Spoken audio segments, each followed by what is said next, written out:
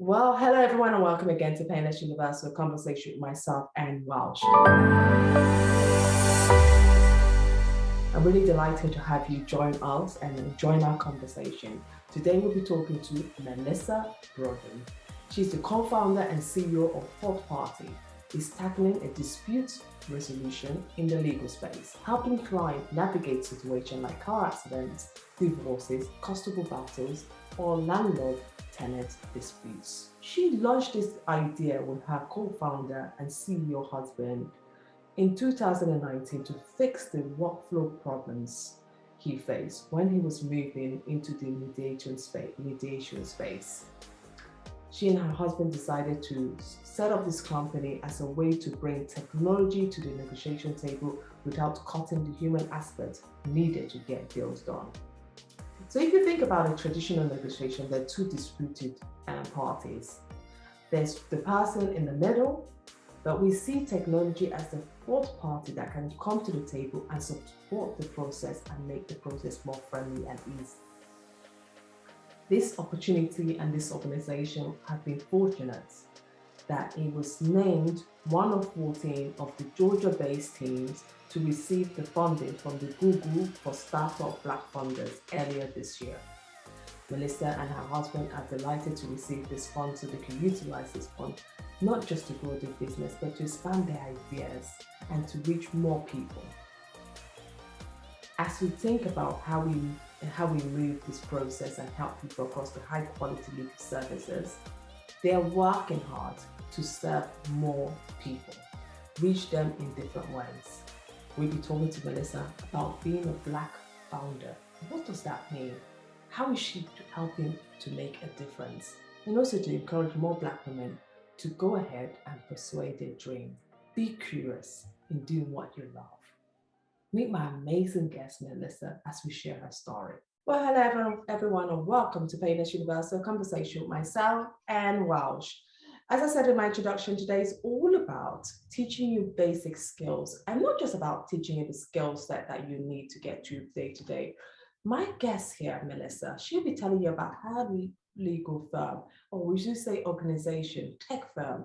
She's done something so creative that I myself am truly blown away by this. This is a legal technology firm helping many people deal with disrupt. You're going through pain, you're going through your struggle, you have landlord issues. Rather than going through the normal route, they found a way to deal with these issues. And I'm really, really excited to find out more. How have they done it? What brought about this initiative? Why now? Why now? Melissa, how are you? Doing well, Anne. Thank you for having me. I'm really excited to share more about FourthParty and my journey as a tech founder and sort of what's brought us to this place. I'll just share that FourthParty is a solution for legal support professionals. We specifically support mediators and arbitrators.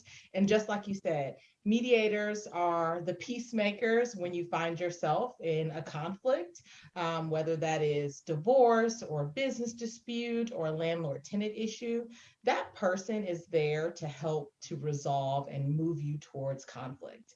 But they don't always have the technology and support to get their job done well. So in the sense that they are helping people when they find themselves in pain, they're also experiencing a lot of pain getting their job done. And so FourthParty is there to really relieve some of that stress, help to speed up the dispute resolution process by focusing on some of those tasks that they hate the most: scheduling, document management, all that stuff that goes into running a legal small business.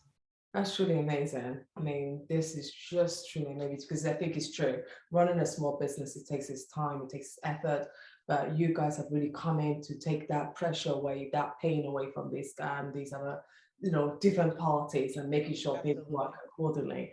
Melissa, you're the co-founder and CEO of FourthParty.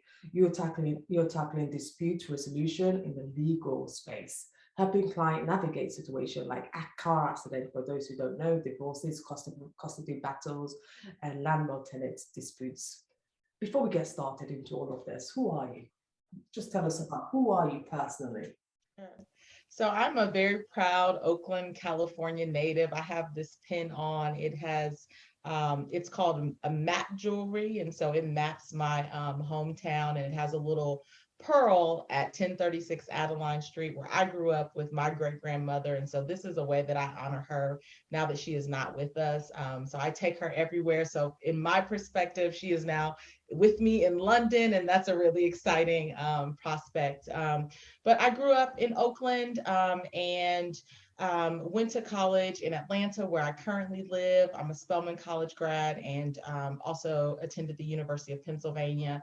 And the sort of through line with the work that I have done throughout my career has really been about helping leaders be more successful, removing roadblocks as they figure out, the next initiative and how to achieve that goal. And I've mostly done that in the context of nonprofits and nonprofit fundraising. I've been working in my family business with my husband, who is an attorney, and he launched that business in 2014. And from there, he decided to transition into the role of mediator, which was not as smooth as we were anticipating. And so I had been playing this kind of behind the scenes role as a law firm administrator, and got to see really a lot of those pain points related to managing that business. And so FourthParty is really a family mission in that sense. We have come together first to solve his pain around managing that practice, but to also really,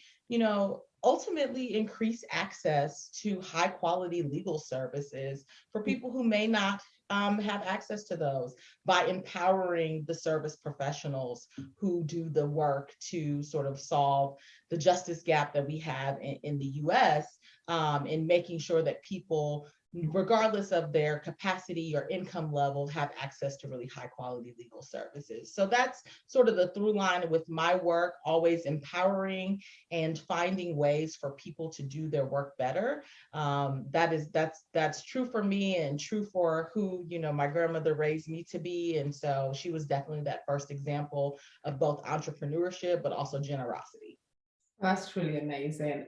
What you guys do now with FourthParty, FourthParty is really and truly amazing. But when you look at your background growing up, there's lots of compassion required for what you do now. You just can't go ahead and do it without a little bit of, compassion. I know you said you don't have a law background. Can you tell me a little bit about your background?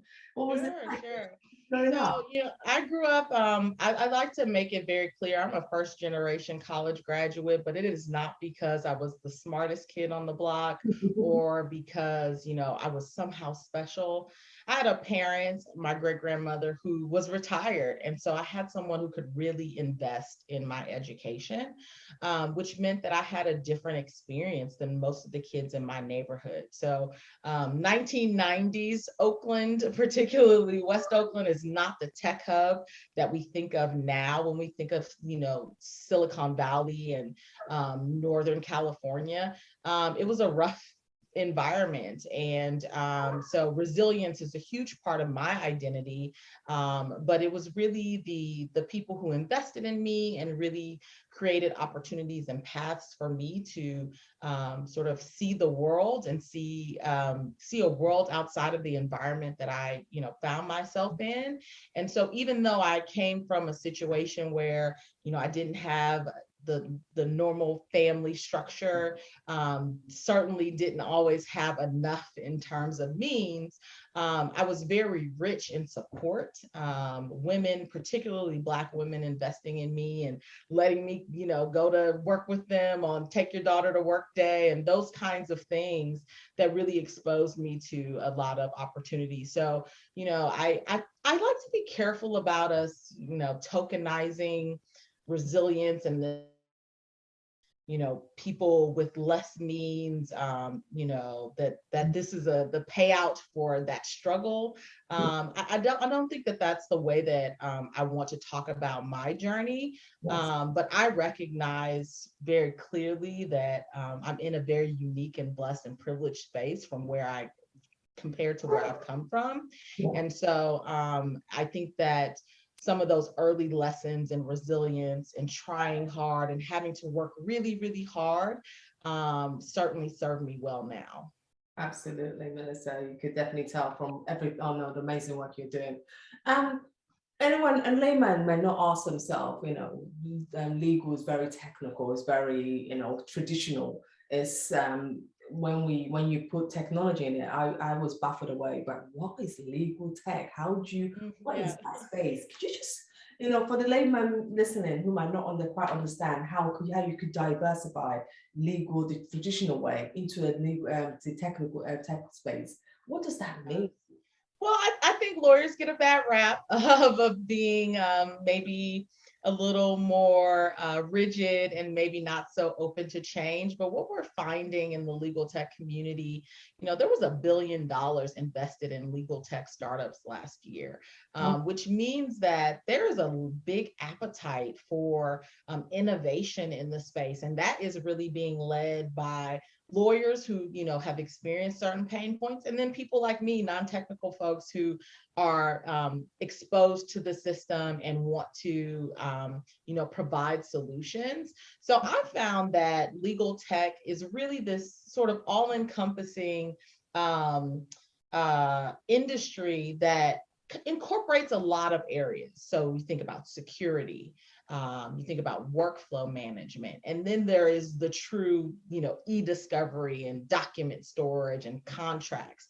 There's things that can support the legal industry, and I think FourthParty is a little bit like that, in that we really are focusing on the workflow processes that are just about doing good business. And we are contextualizing that in the legal space. So legal tech is pretty broad in that sense, though there are some businesses that are very specifically solving a problem that is unique to the application of law. But I think overall, if you were to look at the investments that were made over the last couple of years, particularly as a result of the pandemic, a lot of it is about helping legal professionals do their work from anywhere. They can no longer be chained to the desk. We can no longer have the expectation that information flow comes from an office. And so I think that other founders who are in this space are really thinking about the future of work in its relationship to the legal industry. Honestly, it's really true right now, because we can't, the pandemic has really shown us so much that we just can't, probably might not be able to, it might come again, we never know. And the way people, even humans, want to work has changed. People want to work differently. So this space is really looking at it and making it more flexible for mothers as well, who are very gifted in their skills, but might not want to be able to come back because they're maternity leave. So it's also giving them that option to do different kind of work. In terms of your organization, can you describe what is your organization and why did you launch? You've told us a little bit about the launch and why you did it, but just tell us a little bit about it. Who are you guys? Yeah, so when I think about FourthParty, I think about a really challenging week that I had with my husband and managing his practice. And he found himself, he'd spent hours trying to look for a single document. There were days that had gone by while he was trying to schedule a conversation. He was months behind in tracking down unpaid invoices.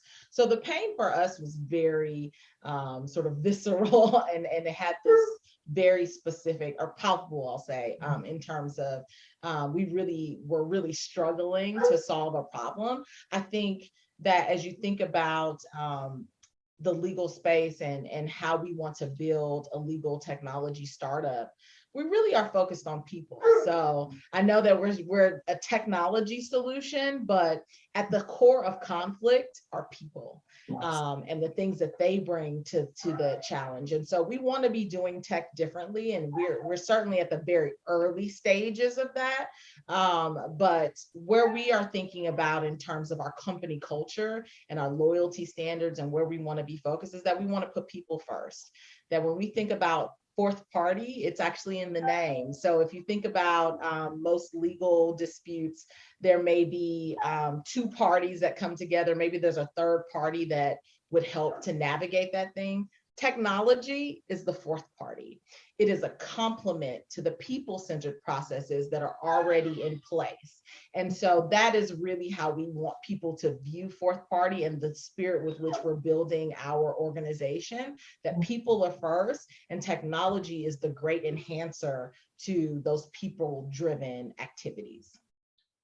So, in terms of business, we always ask ourselves the question, how would you maintain your passion and your obsession so that this is, because at the end of the day, this is still a business, so that the business continues to grow and become successful? That's something that I'm constantly thinking about. I call myself a recovering workaholic who loves to work, which means that I have to always be thinking about burnout and how I'm refilling my cup. I have to borrow some advice from someone who shared that it was really about boundaries, about one, having boundaries with myself and being very disciplined about sort of the context within which that I work, and being very thoughtful about sort of taking care of myself. So right, you can't pour from that empty cup. And so I've really spent a lot of time in this year of being full-time in this role, focused on not just the work, but like how I treat myself. So water, hydration, it's a huge part of how you feel good, every day. I've spent a lot of energy cooking. Now, I'm not a great cook, but it's a creative outlet. And it also ensures that I'm really thoughtful about what I'm putting into my body. I'm spending more time outside. I have work-free weekends. And those are the kinds of things that keep you really excited. Because when your mind's just in this single space, and it's very easy to sort of get on a path of negative self-talk and really feeling down about your work, if you don't have that downtime to sort of take a deep breath and regroup. So I think the regroup that those weekends and being really thoughtful about how I manage my calendar, the things that I put into my body, the way that I make sure that I get some movement in, those are the ways that I think you stay inspired, because this is hard work. Absolutely. The highs and the lows, every time there's a high, there's a low coming, right? And so you can't avoid that because that's life. But I think that the way that we sort of prepare ourselves and protect ourselves as the lows approach is how we've been taking care of ourselves. So I invest in a lot of support. I've got a business coach, I've got a therapist, I've got a fitness trainer, like all these things, because I need to show up 100% CEO of Melissa first, and then into this role secondly. Well, CEO of Melissa first. How do you see? I love that. CEO of Melissa first. I think everyone should utilize it. CEO of yourself first. It's our responsibility, right? We often put our happiness off on other people, or feeling good. That's somebody else's job. Make me feel good. That starts with us. No, absolutely. And it's something I keep, revisiting again and again. I'm like, if you're not feeling better, how do you think you can look after someone else? So you need to give yourself the tools, the energy, whatever it takes to make yourself feel good. So then you can give it to someone else. So that's really, see you, Melissa. That's So FourthParty is a way of bringing technology to the negotiation table, which is something a lot of people have not done. I mean, I've not heard about this for a while, and I love that you guys are taking this thing on board. You guys are doing this without trying to cut out the human aspects. Because there's a lot in the thing about law. It's all about that humanizing, how you get to relate to your clients. It's because I find law is almost like a therapy. People come to that office because they feel they're coming to someone to talk to them about their problems. How do you do this, that you don't cut out the human aspects and make sure deals are done?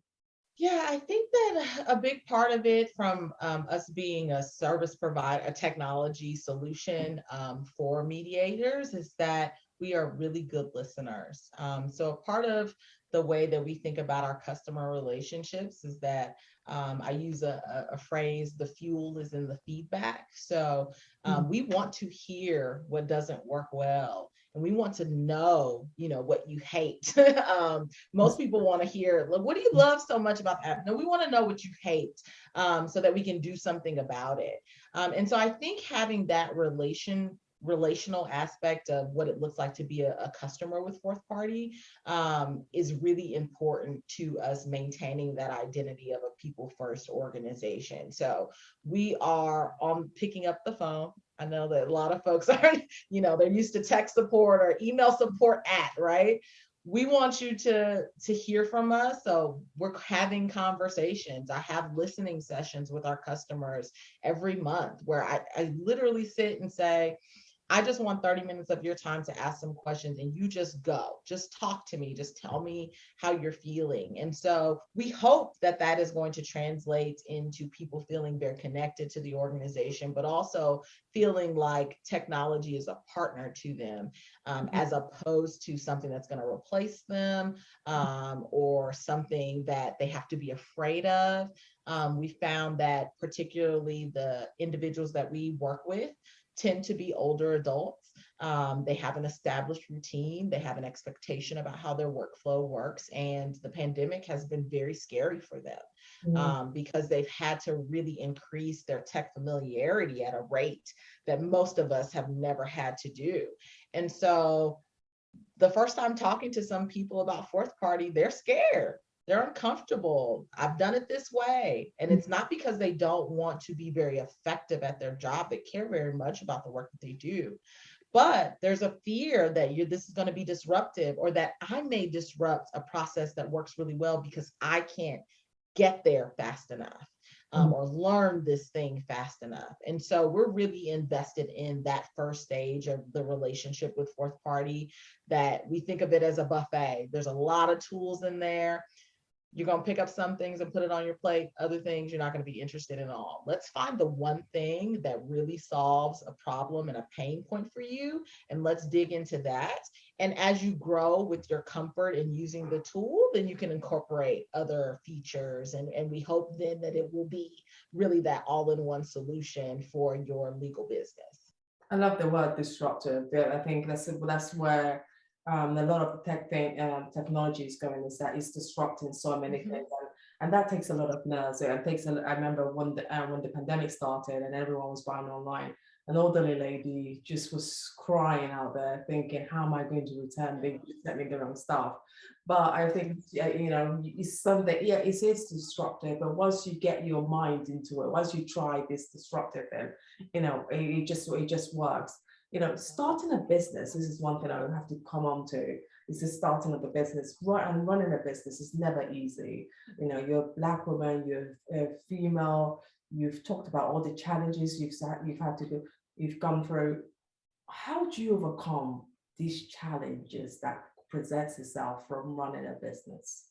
I have a really great support network. My friends, when they say, you got somebody talking behind your back, my friends are talking about behind my back in a positive way. They are always sharing my good news with each other and with other people that can be, of benefit. And so I've got a pretty good cheering squad. I'm very blessed to have that. And so I think that that is really helpful for me as I think about, all of the negative things that may come, and the reality that we are living in a space where, the people that I'm engaging with, my customers, my partners, they don't always look like me. They may have not had exposure to a Black woman working in this space, certainly being in an executive role. And so I've really tried to lean on not convincing people who may not understand or don't necessarily have the investment in understanding me to come come to the party.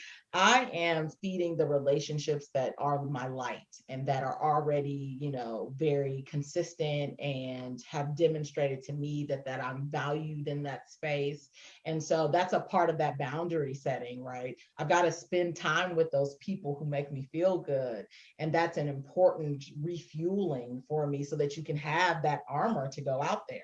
I'll also say, my experience as a Spelman woman, at being a graduate of Spelman College and being an HBCU graduate, a historically Black college and university graduate, is the vast network of support that I have, wherever I go, I can be very confident that whether it's a Spelman woman or another HBCU grad, they're going to have my back. They're going to be supportive of me and pushing to open whatever doors they can for me based on the fact that I am qualified and that I do good work. And, so you don't get just handouts, right? You gotta come and do the work. And that's standard for an HBCU grad, that they have had the opportunity to be in a space for 4 or so years, where they are completely nurtured, and anything that bad happens at that time, they know it isn't because of their skin color, right? And that is very freeing to have that kind of experience. So then when we go out into worlds where we don't necessarily have that support, or familiarity with the people that we're working with, we can be very confident and assured, because we have that foundation. So that's a part of it for me. And what about the funding side? Because people have always said Yeah. the Black people, I mean, there's the funding gap for men and women, but it's even more prominent with Black women getting access to fund. I mean, it's unbelievable. The numbers out there just speaks volume of how almost impossible is. Either we Black women are confident, I don't even know what it is. Tell me, what is that? What that process been like for you? It's a reality that there are not as many opportunities. We are building in the South, and so recognizing that there are some challenges there as being Black founders, and recognizing that everyone is not going to be very excited about us as founders. But I think that it would be disingenuous of me to not talk about how much investment I've received, and my husband and I have received as co-founders, because we are in the city of Atlanta. Atlanta is really considered that Black Mecca, and though it has some work to do when it comes to equity and making sure that people of all means are at the table, it has certainly been a good place for Black business. And if you have those connections and the ability to activate your idea and move it forward, you will be supported. It has been my experience. And a lot of it is because of the way that our city invests in startups and small businesses. This idea that you can be supported at the idea stage and maybe not get the investment, because I think there's still some hesitance around funding Black founders and allowing them to have the room to fail forward in the way that we may support our counterparts.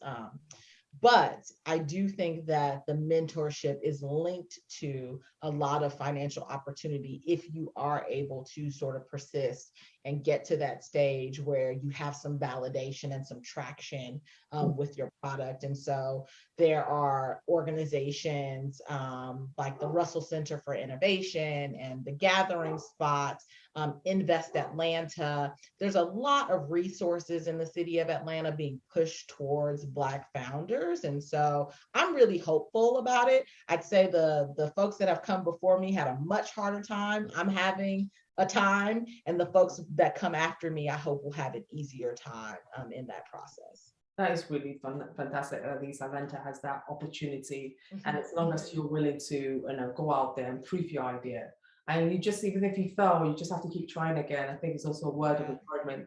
As much as we say that we don't get funded, we should also encourage ourselves to keep trying it, and keep trying. Even if you don't do it well the first time, try again. Yeah. I'm in a really unique environment. I'd say that there are some people I have heard that because Atlanta has so much opportunity, it can also feel a little saturated. And so there are some folks moving to smaller cities and municipalities that have more resources, that where they are, where there's less concentration of, Black talent. And that is one strategy that I know people are using to try to find the resources, those kind of startup dollars that aren't necessarily investment dollars, before they can get to that stage. Well, congratulations on your firm organization for, you one of the firm chosen for the Google for Startups Black Funders Fund. earlier this year, I presume. You know, Yes. and you were 40, you were just 14 of you guys that were chosen for this opportunity.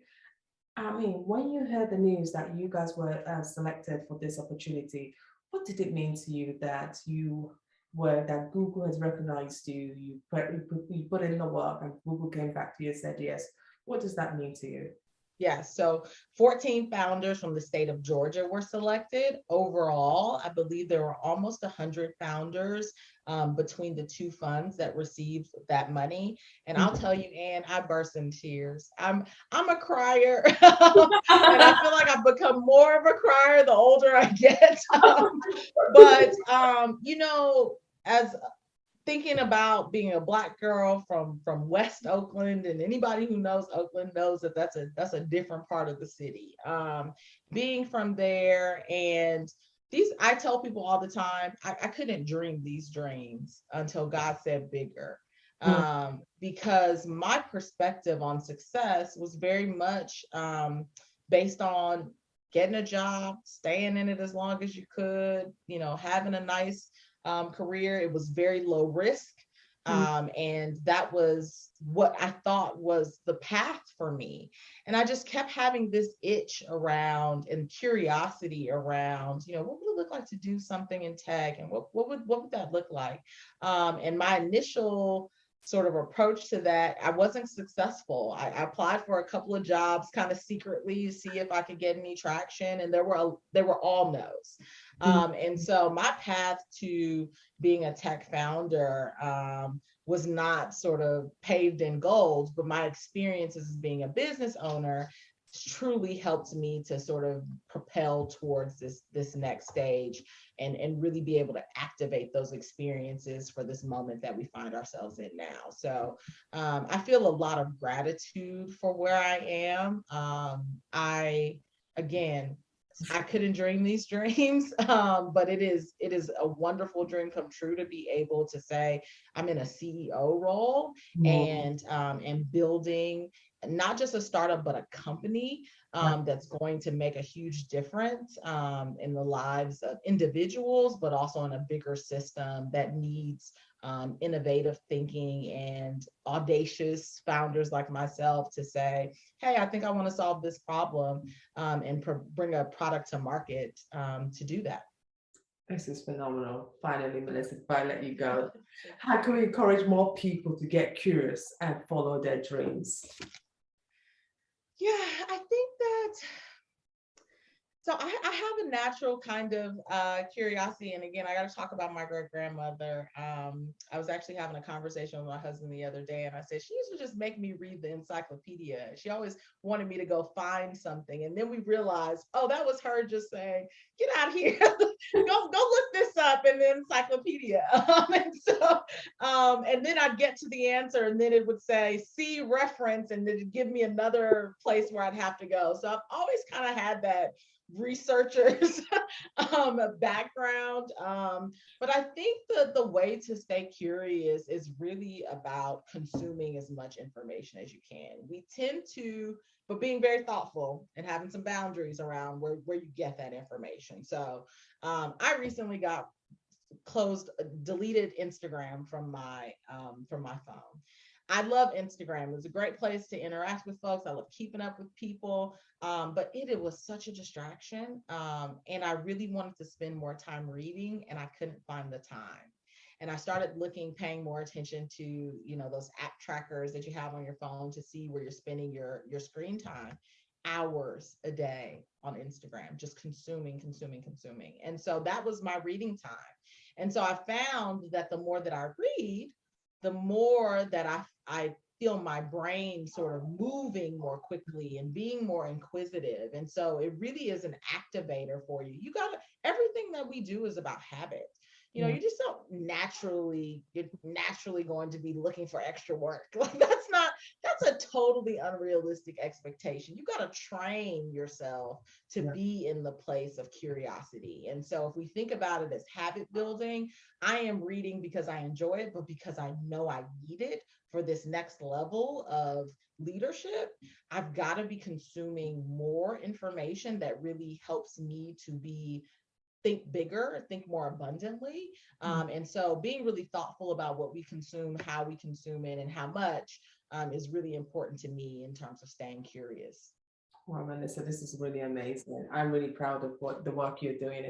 This is Thank such you. an innovative work, and you're not just doing it because it's just something that you have to do. You're also doing it because you're compassionate. You're helping others. You're standing out, and you're making a huge difference. You're also standing out in terms of being a Black founder.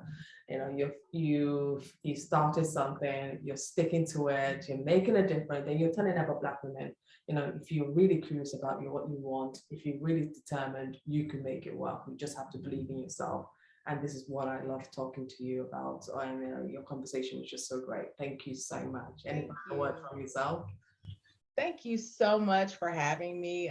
This is very exciting. This is my first conversation with doing an interview. So this internationally. So this is really exciting for me, and another just validator on this journey. It's wonderful that happens to be another Black woman on the other side of the pond, that's opening up this opportunity for me to share. So just really appreciate the platform to be able to talk more and the thoughtful questions, and looking forward to supporting the success of Painless Universal. Oh, thank you so much. We'll do the same likewise. Thank you. Absolutely.